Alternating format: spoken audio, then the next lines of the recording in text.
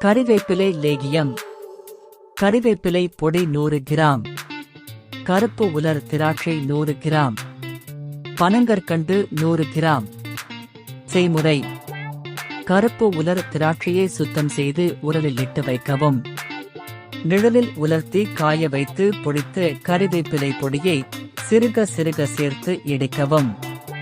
இத்துடன் பனங்கற்கண்டு பொடியை சேர்த்து இடித்து நன்றாக கலந்து வந்ததும் எடுத்து நெய் தடவிய தட்டில் காற்றுப்பட 1 மணி நேரம் வைத்திருந்து கண்ணாடி பாட்டிலில் பத்திரப்படுத்தி உபயோகிக்கலாம். காலை மாலை உணவுக்கு பின் 1/4 டீஸ்பூன் எடுத்து நெய் அல்லது தேனுடன் சாப்பிடலாம். போதுமான பிசுபிசுப்பு, லேகிய பக்குவம் தன்மை இல்லை என்றால் மேலும் உலர் திராட்சை சேர்க்கவும். 10 நாட்களில் முடி உதிர்வு நிற்கும். தொடர்ந்து சாப்பிட நரை முடியும் கருப்பாகும். முடி நன்றாக